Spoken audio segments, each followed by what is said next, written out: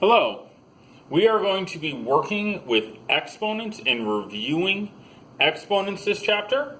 If you would like to read the comic, please pause and feel free. All right, this is from geometry class. Remember geometry class? Yeah, last year, probably most of you. All right, here we go. Exponents, and we're going to review these.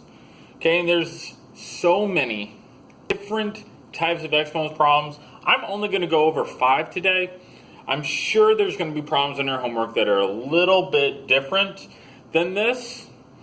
I just want to make sure that I go over them and keep working on them. Okay, so this is not going to master you in exponents, but we're at least going to touch on a few other ones and we'll keep reviewing it.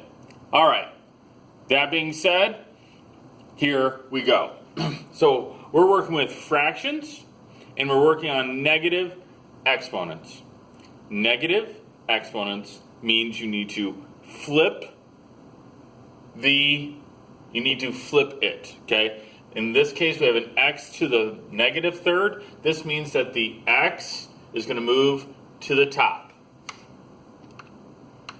Let's see, get a good color here. This is going to move to the top, and I'm going to rewrite it, but that's what a negative exponent means. If it is in the numerator, it's going to go down to the denominator. If it's in the denominator, it's going to move to the top. Also, we are going to simplify our fractions like you did in 5th, 6th, 7th grade. I'm going to divide the top and the bottom by the same number. I believe I can divide the top and the bottom both by 5. Divide 15 by 5 and you get 3.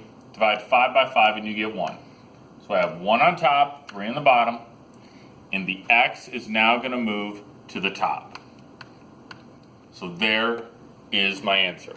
I don't need the 1 there for this problem, but this is what it is. 1x to the third divided by 3. Now if you want to try, feel free to pause at any time and do them. If not, that's fine. I will just continue to do them. All right, here we go. I'm going to do the fraction first. Divide those both by 2. So that'd be 4 over 5.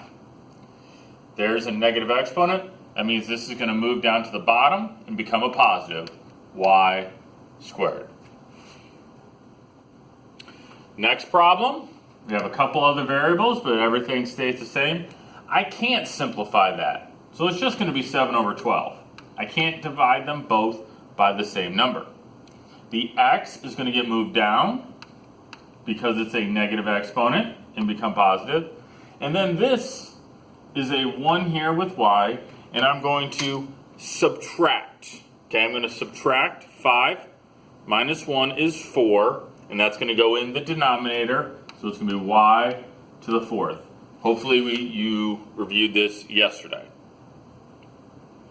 Next, I'm going to divide the 9 and the 27 both by 3. So that'd be 3 over 7. The x's, I'm going to just subtract. 6 minus 4 is 2.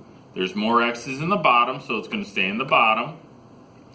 The y's, there's a negative here, so that's going to move down to the bottom. So I'm going to do this and move it down to the bottom, y to the third. There's y to the 7th times y to the third. I add, in this case I add the exponents, y to the 10th. And if you'd like to try this one, it's very similar to this one, go ahead. All right, here we go.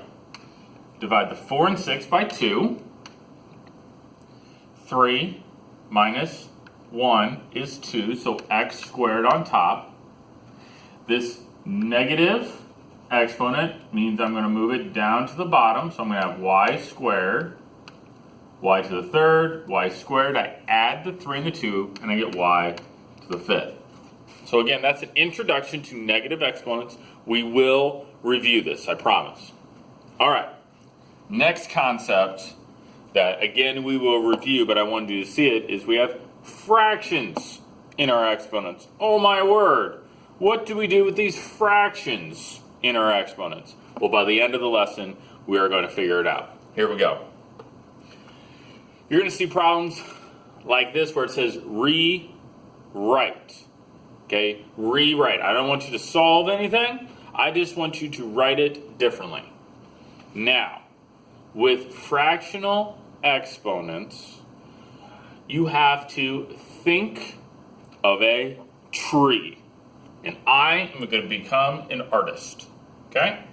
So, we're going to make a tree here. You all made a tree. Remember, kindergarten? A tree. Beautiful. Then, we're going to put an apple on the tree. Maybe another apple. Isn't that nice? There's going to be a hole for the squirrel to live in. And we got grass growing, and we got some birds flying. This is a pretty good tree. This is a pretty good picture, at least for a kindergartner. And we got a bird in the distance, so make him really small. And then, what picture is not complete without that's right, a sun in the corner. So I got to get a, yellow here. So we're going to have a sun. We're going to have a sun. Oh, that's black. I don't want black. Hopefully the sun's not going black. That would be very bad. There's our sun and, all of its glory. And, we'll have the sun and we're going to make it smile here. It's a happy sun. We're going to make him cool, right? So we're going to put him with some sunglasses. Cool sun. All right, why in the world did I draw this picture? I want you to think of a tree. When you have a fractional exponent, think of a tree. What is at the very bottom of a tree underneath the ground? Roots. Okay? We have roots on the bottom. Okay? On the bottom of a tree are the roots. Where does the tree receive its power from? The sun, right? Through photosynthesis. It receives the power it needs from the sun. So we have roots on the bottom and we have power on top. So power over root is what you need to think of when you see a fractional exponent. Here we go. How in the world do we rewrite these? Feel free to pause if you need to. Rewrite it. Not solving anything. We're just rewriting it. Here it is. This is our root. So this is the third root of x. And this is the power. And then we will square it. Boom. Done. No math. Root, third root, squared. Third root, squared. This one, same thing. Fifth root of 5, fifth root of 5, raised to the 7th power. Done. You don't need to solve anything. This one, same idea. The second root of y raised to the 1st power. If you wrote it like that, fine, perfect. But, do I really need the 1 there? Nope, don't need the 1 there. And I don't even need the 2. So I could just write this as the square root of y. That'll come in handy. Y to the 1/2 power is the same as square root of y. Next, we're going to go backwards. Oh, there's my beautiful picture. Isn't that great? Maybe I should sign it. Great artists always sign their work. There we go. Awesome. Let's take a screenshot of that. All right. Rewrite. Again, pause if you need to. Here we go. We're going to write it with the fraction and the exponent. X is here. Fraction. What is the bottom of a tree?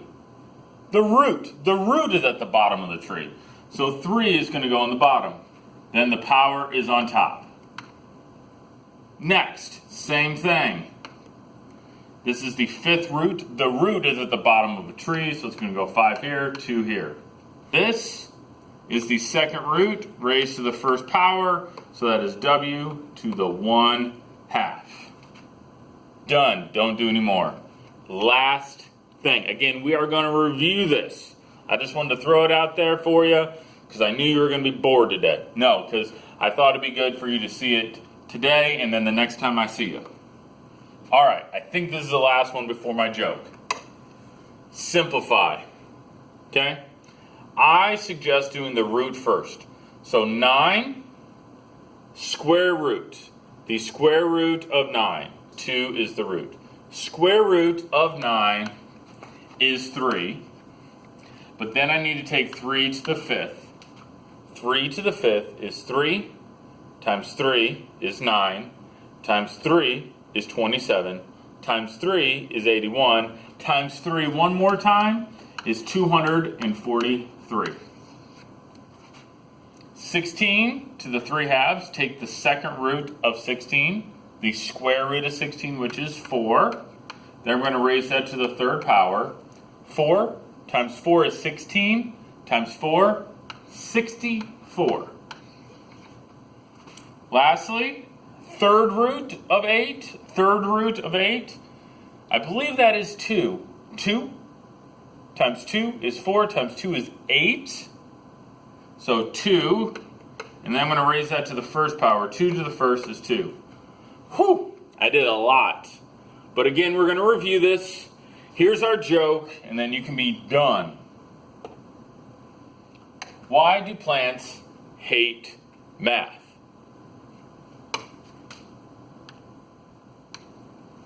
Because it gives them square roots. All right, guys, we'll see you later.